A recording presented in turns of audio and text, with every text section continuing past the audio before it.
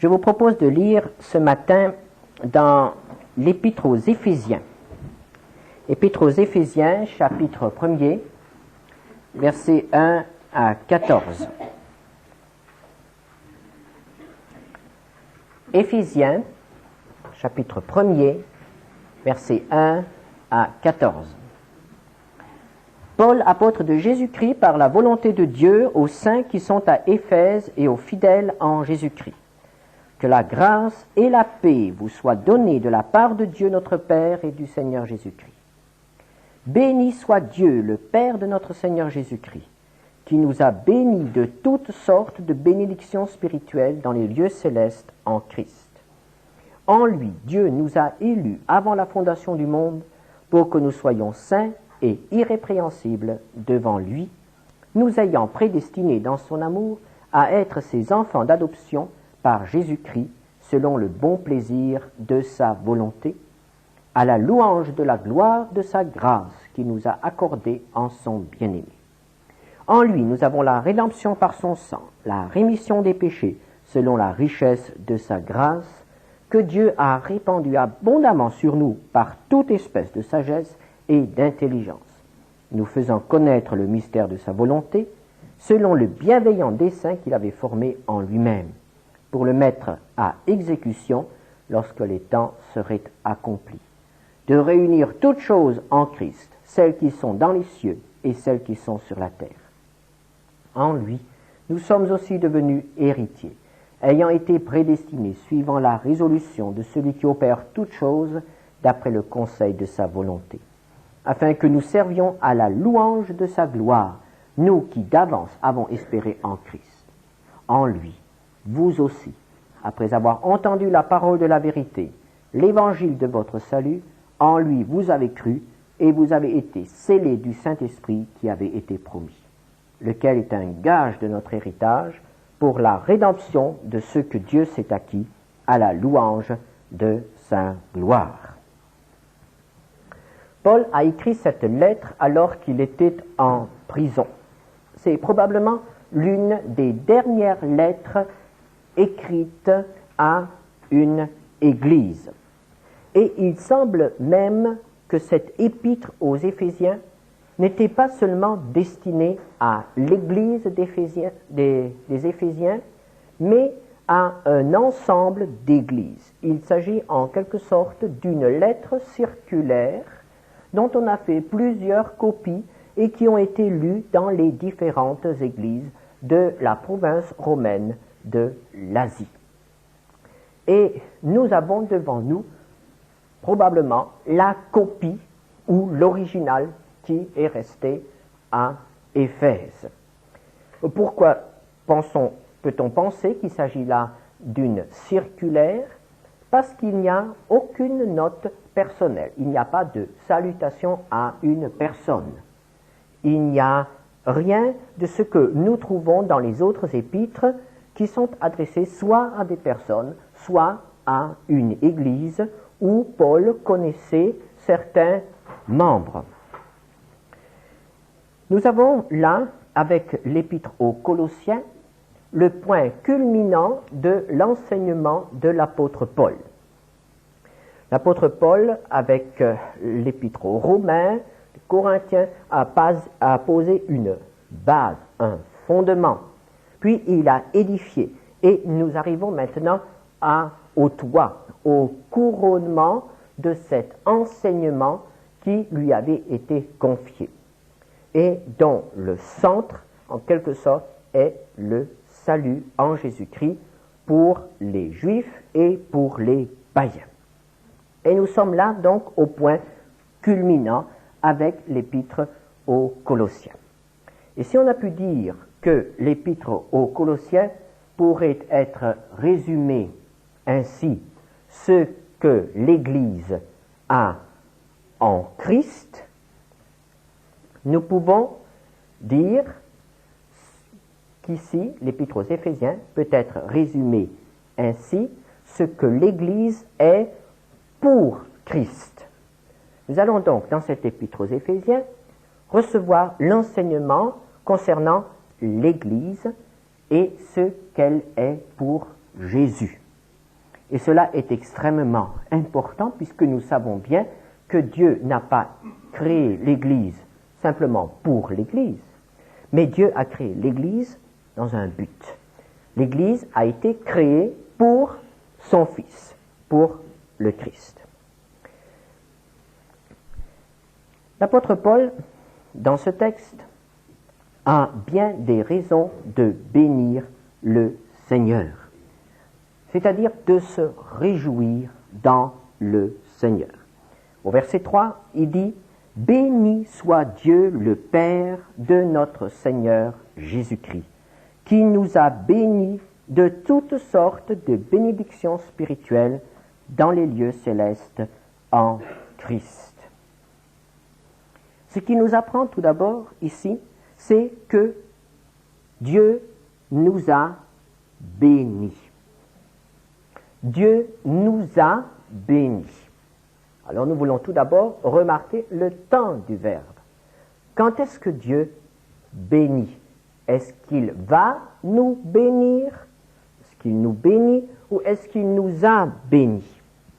C'est un fait accompli. Dieu nous a bénis. Les bénédictions de Dieu sont déjà accordées. Ce n'est pas quelque chose de promis, quelque chose d'attendu. C'est quelque chose d'acquis. Dieu nous a bénis. Souvent, nous prions « Seigneur, bénis tel frère. Seigneur, bénis mes enfants. » En réalité, nous devrions prier en prenant ce texte, merci Seigneur, parce que tu l'as déjà béni, parce que tes bénédictions sont déjà là, elles sont déjà en réserve, et je saisis dans la foi et avec reconnaissance les bénédictions que tu as déjà données, qui sont déjà là. Quelle bénédiction? L'apôtre Paul dit, toutes sortes de bénédictions. Toutes sortes de bénédictions. Alors nous pouvons y mettre n'importe quoi là-dedans. Tout ce qui aux yeux de Dieu est une bénédiction. Et nous savons que la première bénédiction, c'est la repentance. Ça, c'est la première bénédiction. On l'oublie souvent, cette bénédiction-là. Mais quand quelqu'un se repent, c'est une bénédiction, que ce soit le pécheur ou que ce soit un croyant. Quand quelqu'un se repent, c'est une bénédiction. Ça, c'est la première des bénédictions. Et puis, il y en a d'autres. Toutes sortes de bénédictions nous ont été acquises. Des bénédictions spirituelles. Et nous trouvons ici l'expression « dans les lieux célestes en Christ ». Et nous avons là une expression qui caractérise bien cette épître aux Éphésiens. L'épître aux Éphésiens nous parle des choses célestes. L'épître aux Éphésiens veut tourner nos regards vers les cieux. Et elle a cette autre expression, en Christ. Nous trouvons cette en Christ environ 35 fois dans l'épître. Et nous aurons l'occasion d'y revenir. Ce que Dieu nous a donné, il nous l'a donné en Christ. En dehors de Christ, il n'y a rien de valable spirituellement.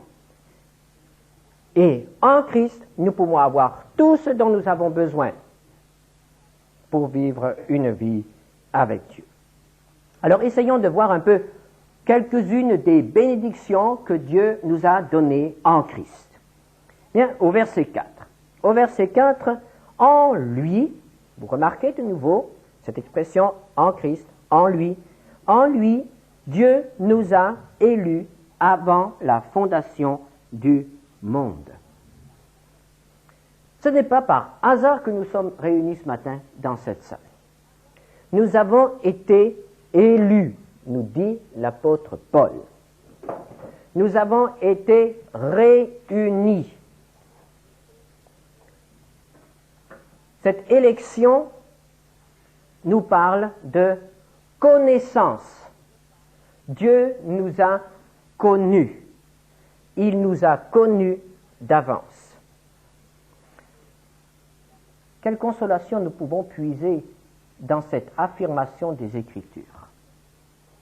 Qu'est-ce que cela peut m'apporter dans ma vie de tous les jours de savoir que j'ai été connu, que je suis connu de Dieu? Nous avons là devant nous un trésor inépuisable. Si j'ai été connu par Dieu, je ne suis plus seul. Je suis en quelque sorte repéré. Et quand on pense que dans le monde il y a 4 milliards d'individus, ça fait quand même du bien de savoir que nous ne sommes pas un dans les 4 milliards, un dans l'immense troupeau. L'individu ne compte plus pour grand-chose aujourd'hui.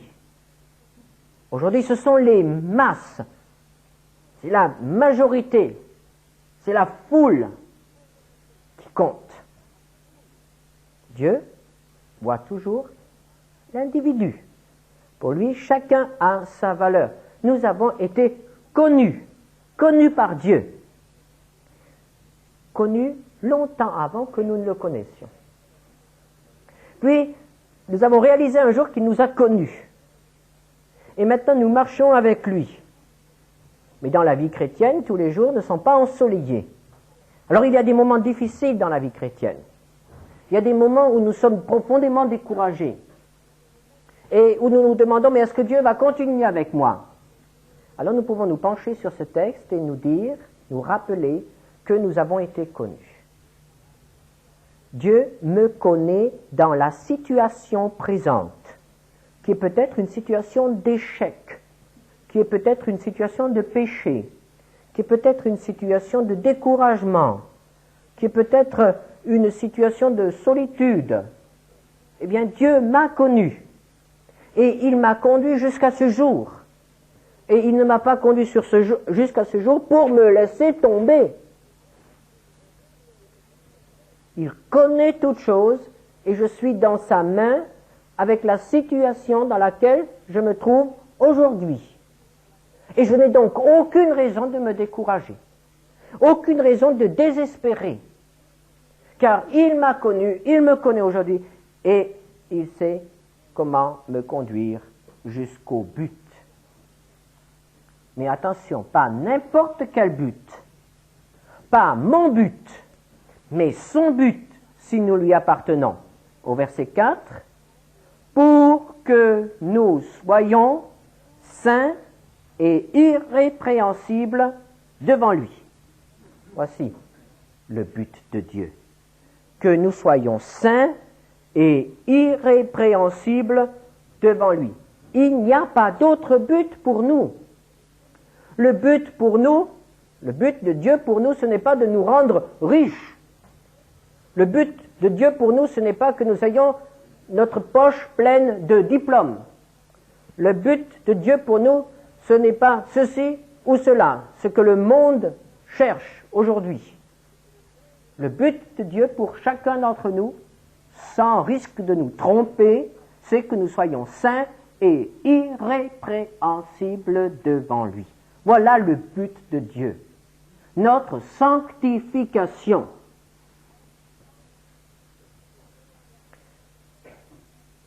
Agréable à ses yeux, que ses yeux puissent se reposer sur nous et se réjouir en voyant comment nous vivons avec lui, que nous soyons une joie pour lui, et irrépréhensibles, que nous soyons sans reproche devant les hommes et devant Dieu.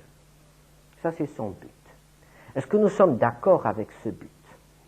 Alors, si nous sommes d'accord avec ce but, nous pouvons nous réjouir parce qu'il va nous aider à l'atteindre. Mais il est important que nous lui donnions notre accord. Il est important que nous acceptions les moyens par lesquels il va nous conduire à ce but, que nous soyons d'accord avec cela. Il y a tant de gens qui vivent dans ce monde sans but. Ils ne savent pas où ils vont. et ils ne savent pas comment ils y vont.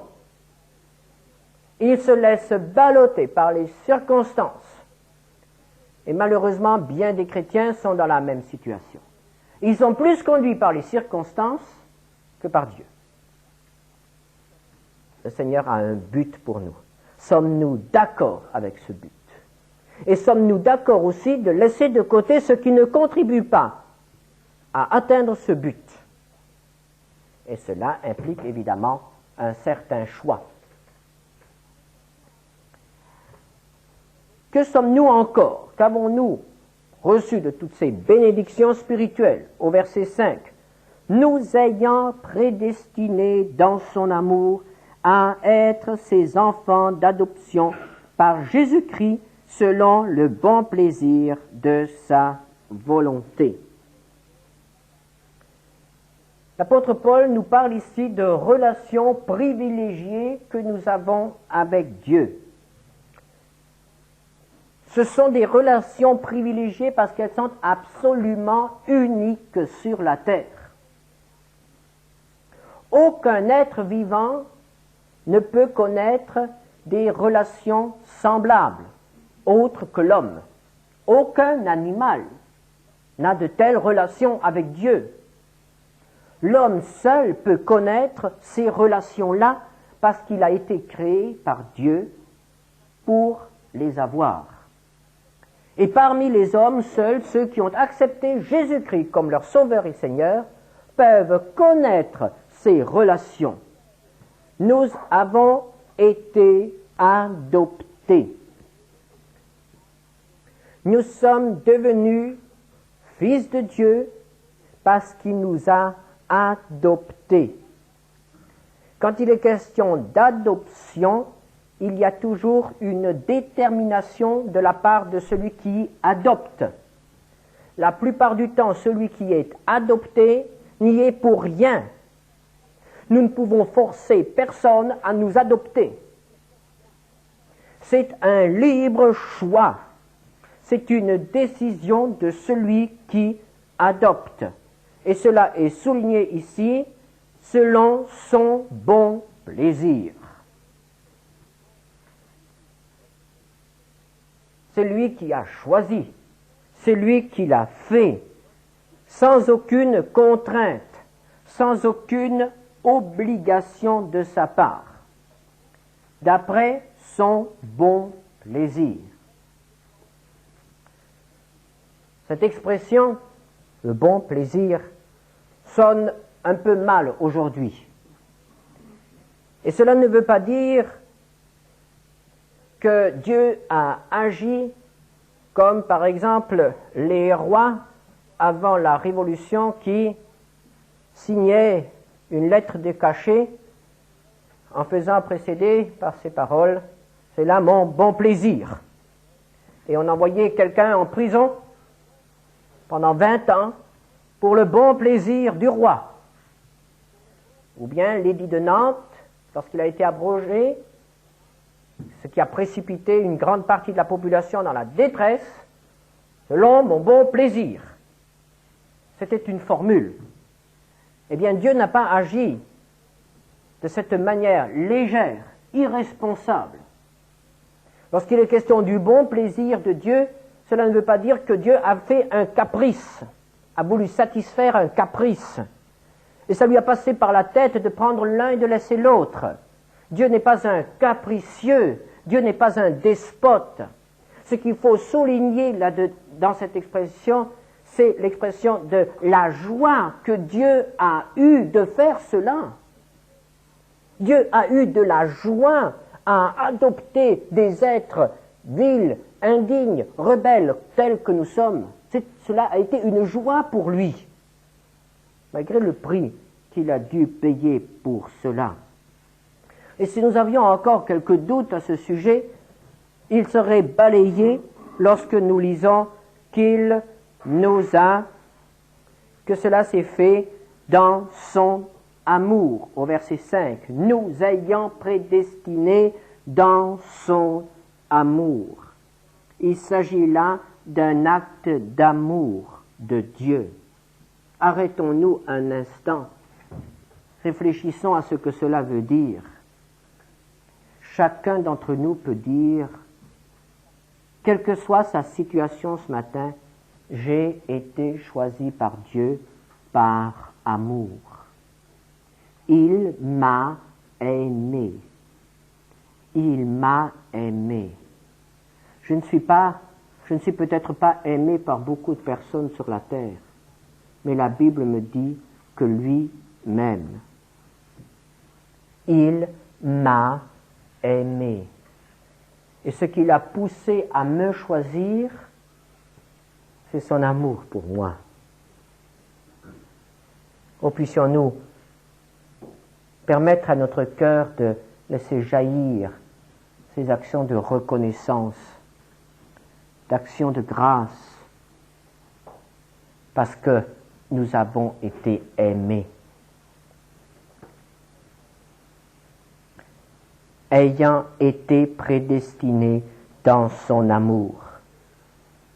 Au verset 6, à la louange de la gloire de sa grâce qu'il nous a accordée en son bien-aimé.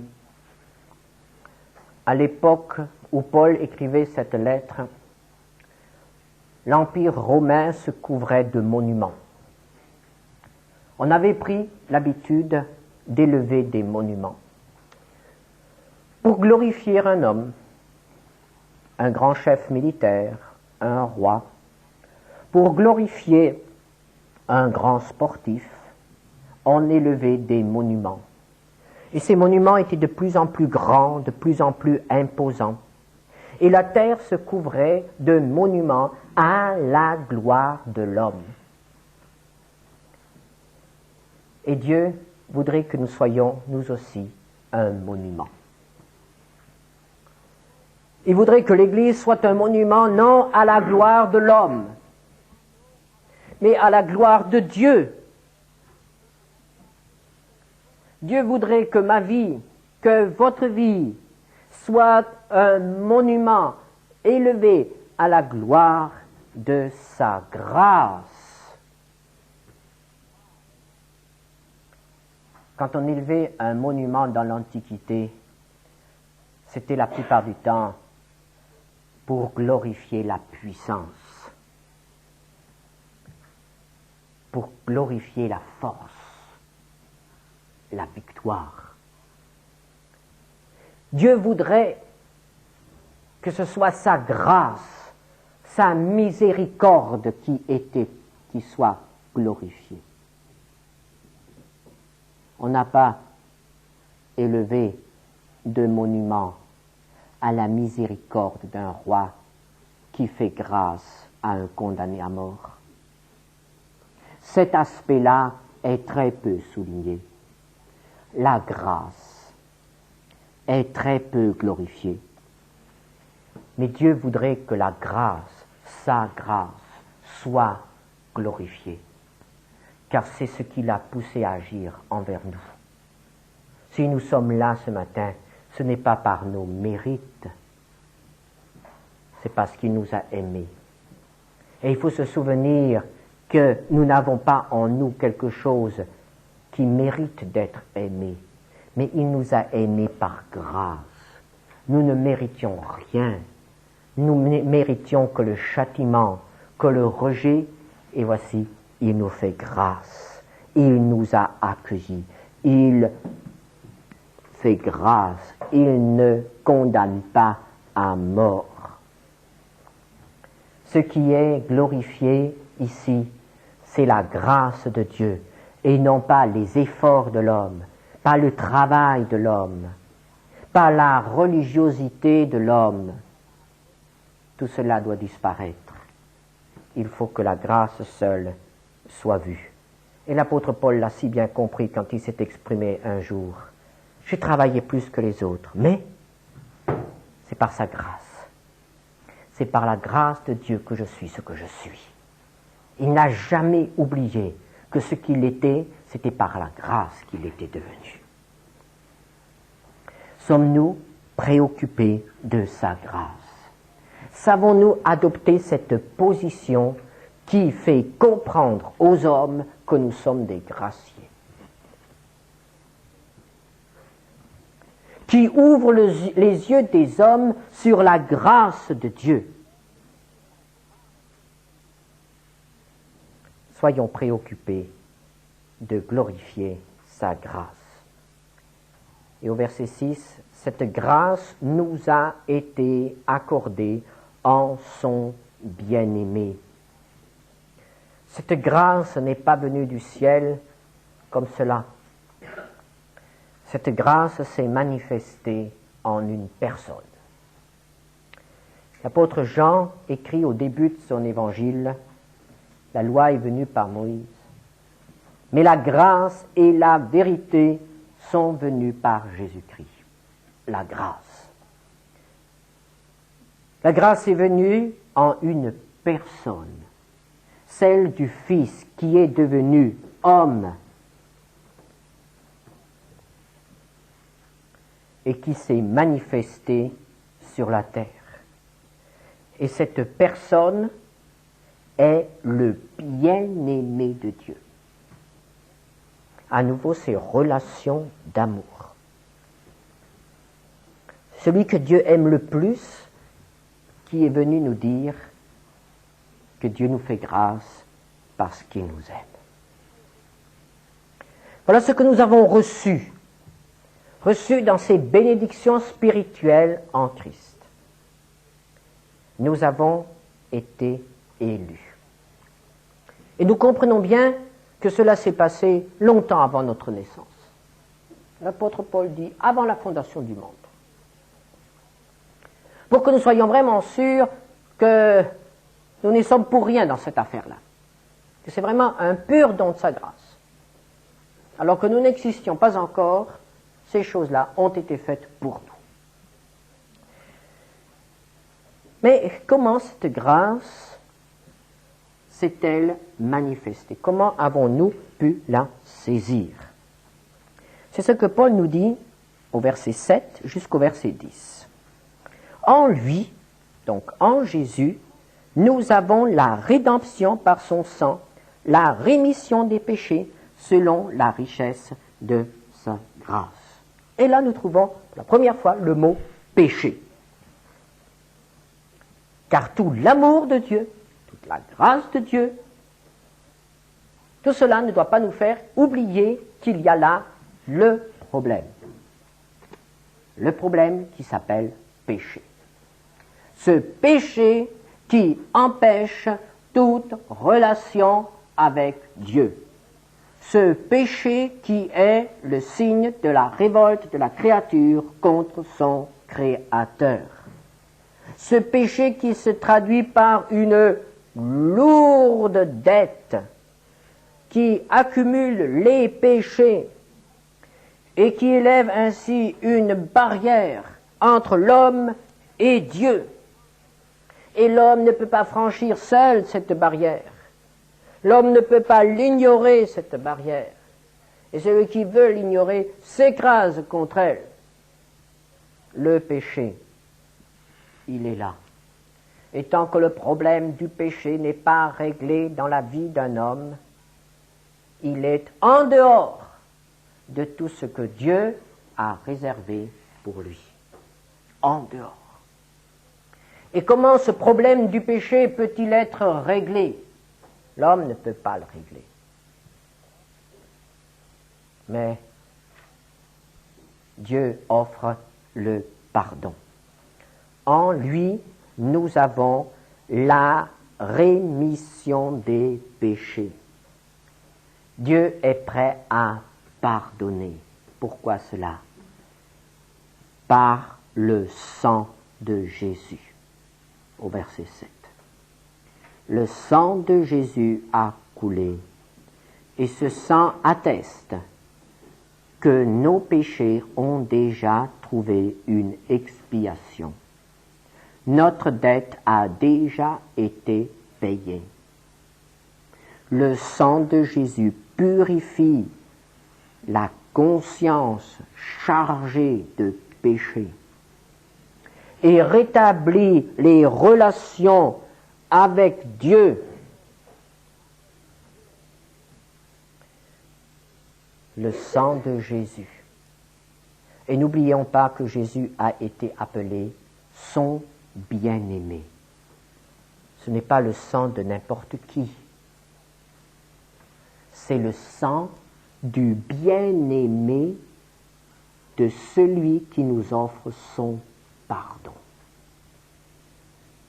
Et là, nous voyons toute l'horreur du péché.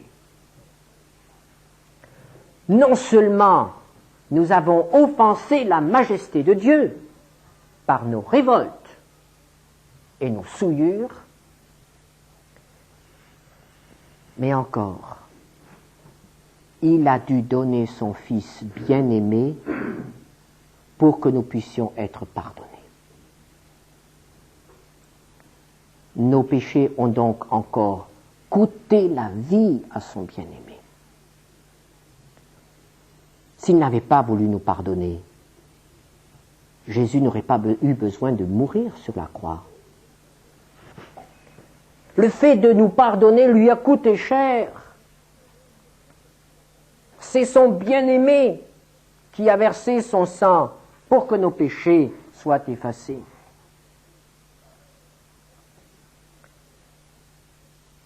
Quelle grâce, quelle miséricorde de sa part.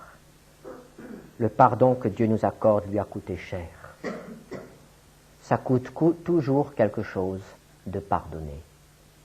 Et parfois nous reculons devant le prix que nous avons à verser pour pardonner aux autres. Mais nous ne devrions pas reculer, car nous ne serons jamais amenés à payer le prix que Dieu a payé en Jésus. Nous avons en lui la rédemption, c'est-à-dire le rachat, le salut. Et là, vous remarquez que l'apôtre Paul dit aussi « nous avons ». Il ne s'agit pas de quelque chose de vague, de quelque chose qui appartient au futur, de quelque chose que l'on espère. Il s'agit de quelque chose qui a été acquis. Nous l'avons en lui. Si nous avons accepté Jésus, si nous avons Christ, si nous sommes en lui, nous pouvons dire aussi que nous avons la rédemption. Nous sommes rachetés, nous sommes sauvés. Il n'y a aucune incertitude. C'est quelque chose d'assuré et nous pouvons nous en réjouir. Mais jamais nous en glorifier. Parce que, au verset 7, nous retrouvons à la fin selon la richesse de sa grâce. Ah, toujours ce mot.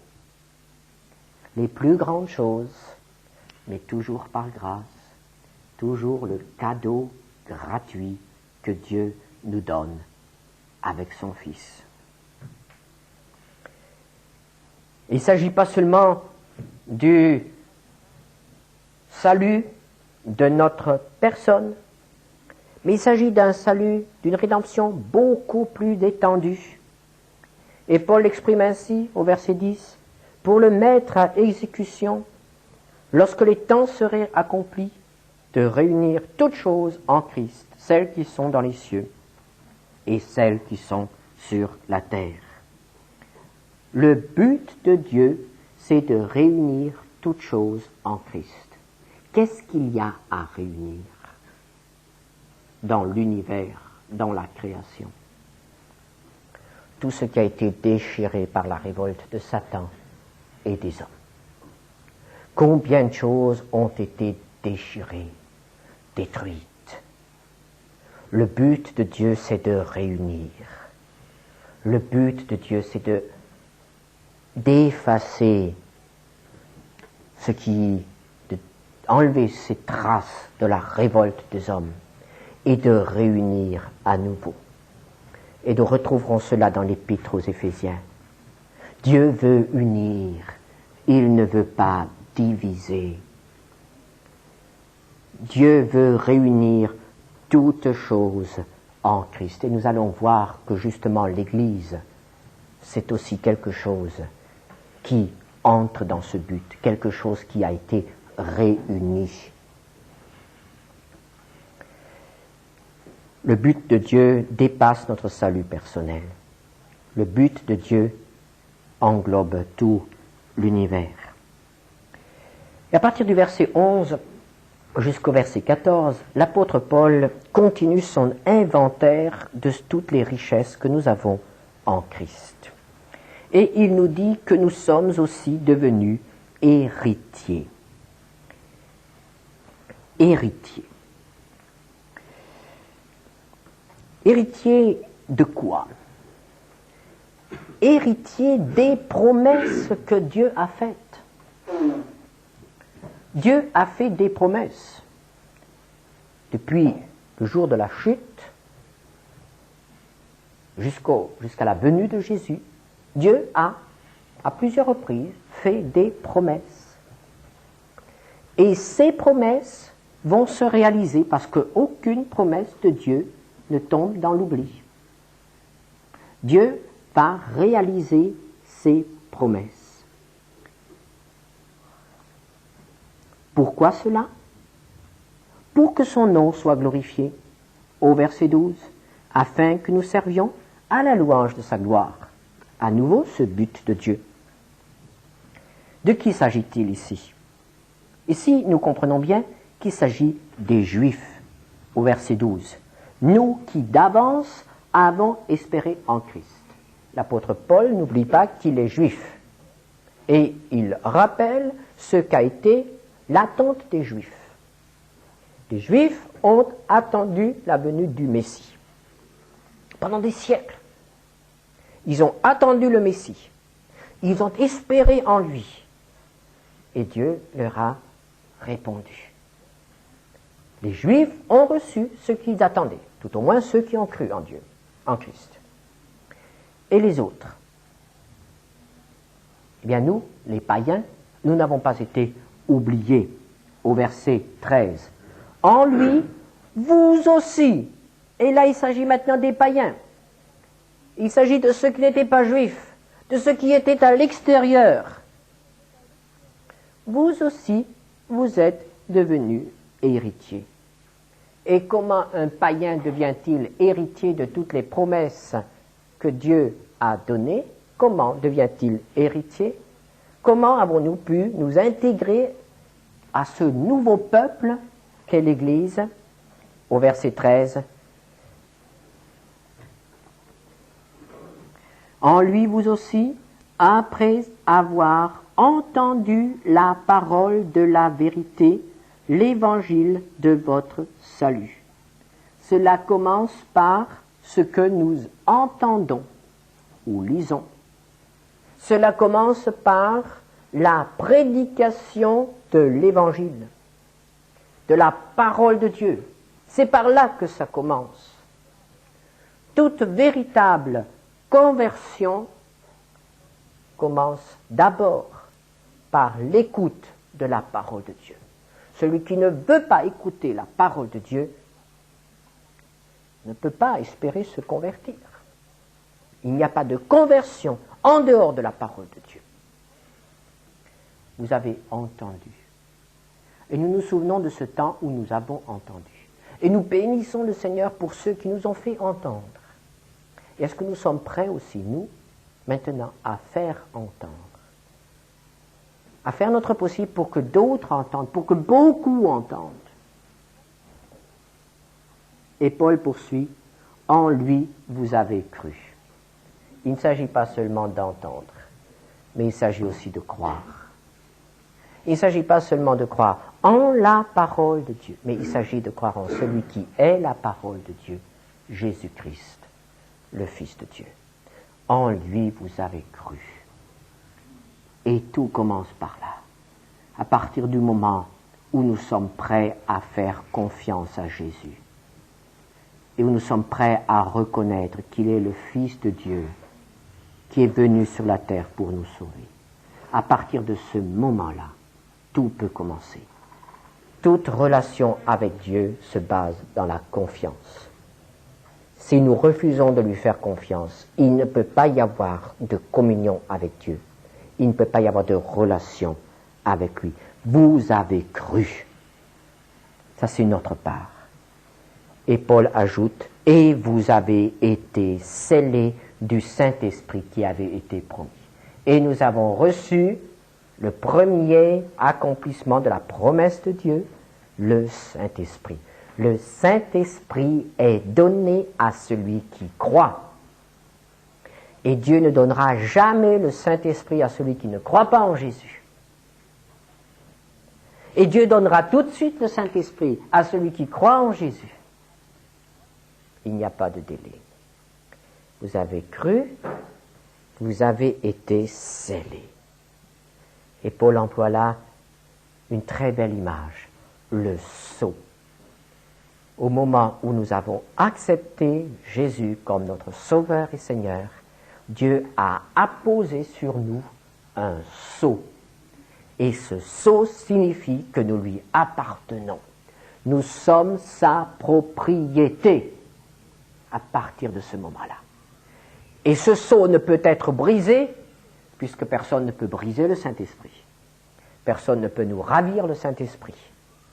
Le Saint-Esprit est le sceau qui atteste que nous appartenons à Dieu par Jésus-Christ. Et le Saint-Esprit est en même temps le gage de notre avenir, gage de notre rédemption. Tout à l'heure, je disais, notre rédemption est un fait acquis.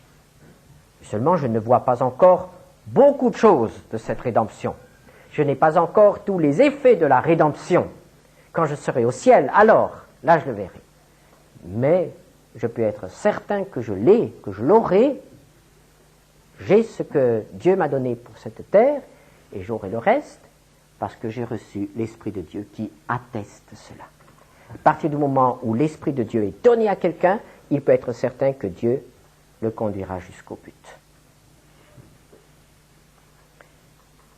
Et Paul termine ce passage pour la rédemption que Dieu s'est acquis à la louange de sa gloire. Acquis pour célébrer sa gloire. Nous appartenons à Dieu. Nous ne nous appartenons plus à nous-mêmes.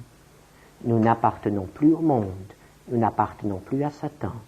Nous appartenons à Dieu. Dans quel but? Afin qu'il soit glorifié par nous. Sommes-nous d'accord? Sommes-nous d'accord pour ce but? Si nous sommes d'accord pour ce but, le Seigneur veut nous conduire plus loin pour que nous nous approchions toujours davantage de ce but. Et il veut faire de notre vie quelque chose qui serve vraiment à sa gloire. Bien que le Seigneur nous accorde cette grâce au cours de l'année scolaire qui commence en ce moment et que nous puissions nous réjouir avec lui.